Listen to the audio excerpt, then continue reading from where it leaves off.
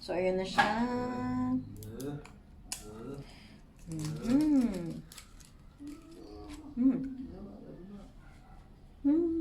Rob.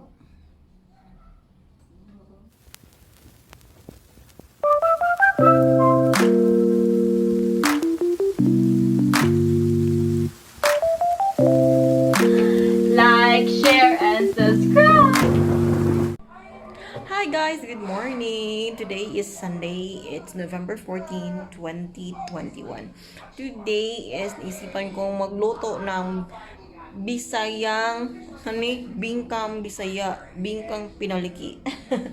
So ngayon, kulang pang ating ingredients. Bibili pa sila din mamaya. At nire-ready ko lang yung mga dahon ng saging para dito. Okay? At iluluto natin siya sa oven. Okay? Let's jump into the video. Okay, so ito na yung nabuo kong dahon. Hindi pa yung kompleto. So, ayan. Gawa tayo. Una, ihalo muna to dun sa init. Ayan, para lalambot yung kanyang game. So, ang gagawin natin para makabuo tayo ng ganito circle is ganyan. Ayan. So, fold it into 1, 2, 3. Sa akin, 4 lang. 4. And then, cut. Para ano dito, yung sa ring finger. Ito. Yan, ang measurement ko. Yan. Based lang po sa size ng aking available na ganito. So, ayan. Taran!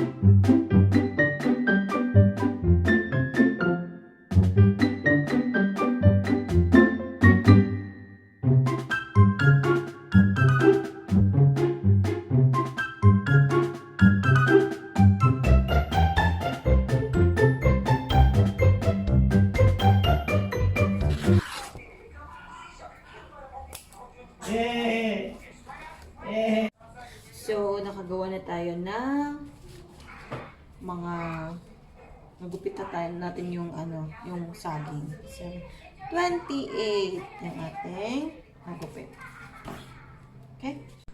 So, guys, ito na ang ating sangkap para sa ating Bisayang bingka, bingkang Bisaya. So, ito yung ating rice flour, which is 2 cups ito. 2 cups din na gata, pure. Tapos, half ng white sugar, half cup ng white sugar. Tapos, 1 tablespoon ng baking powder, 1.5 tablespoon ng yeast, 1 tablespoon ng salt, and of course, ang ating gagamitin mamaya. Ayan. So, ayan. So, i-mix ko lang to para ma-start na natin.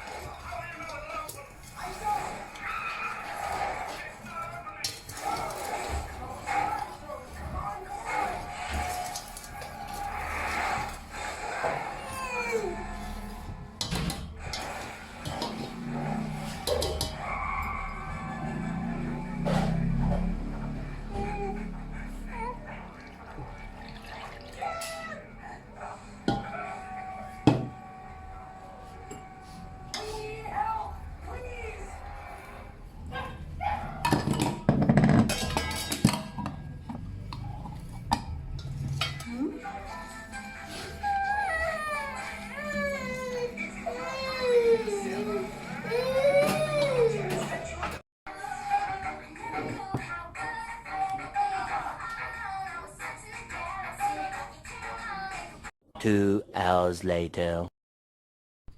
So, guys, umalsa na ang ating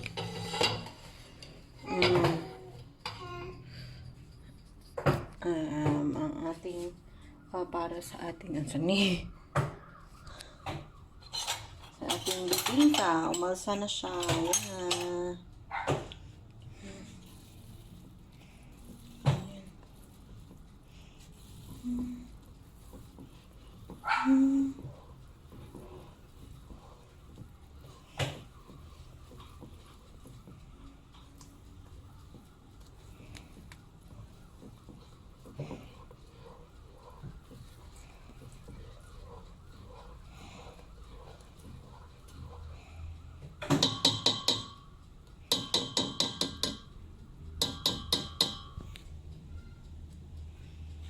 Sana siya. So, ayan. Tapos naka-preheat na din ang ating ang ating oven. So, ayan. Preheat natin yun for mga 15 minutes habang piniprepare ko to ang kanyang ito. Gusto ito nga sapatos.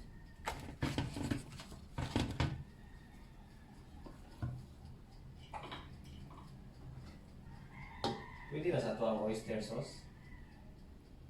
Dili. Pero kasi tayo kung kano sa una, ito na ko sa Davao.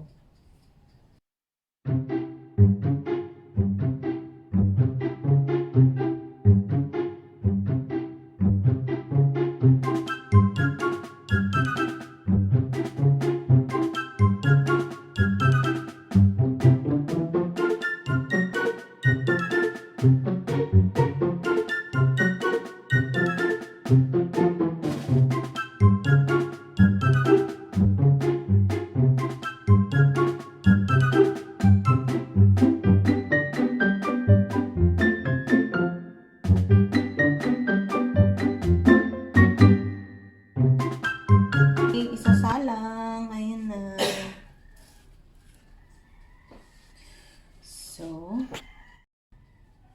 So, naka-preheat na po ito. So, ilagay na natin. So, hindi. Ano lang pala. Mainit na siya. So, naka-preheat lang siya ng 5 minutes. Hindi ko na hintayin yung 15 minutes. Ang tagal.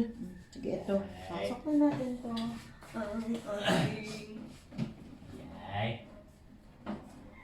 Bingka. Bingkang pinaliki.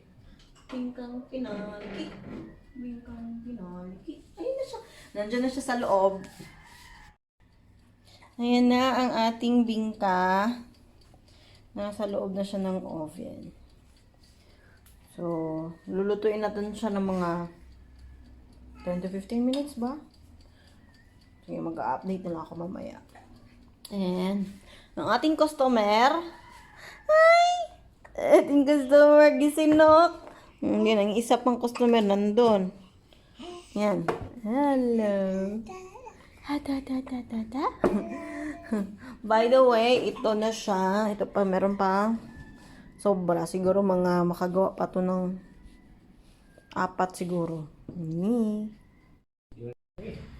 So, ito na siya, guys. So, meron na tayo tapos na 6. Tapos, meron akong sinalang doon na 5. So, yun ang regular size siya ng ng bingka. Yun ang magagawa mo sa 2 cups na 2 cups na rice flour. Look at this. Sarap. Bakit? Bakit gusto mong kumain? Here's our finished product. Be, try natin. So yummy. Ayan. Bingkang pinalaki.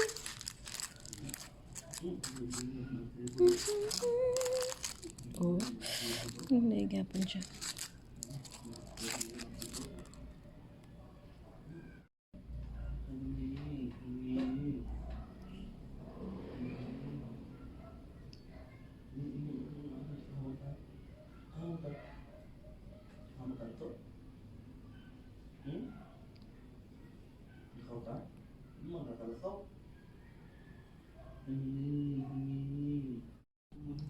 So, ayan na siya. Mm. Mm. Mm. Rock. Mm. Mm.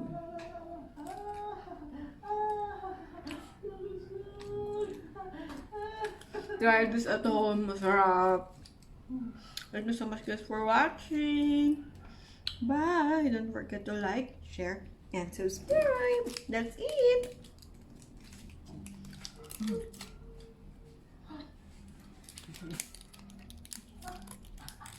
That's it.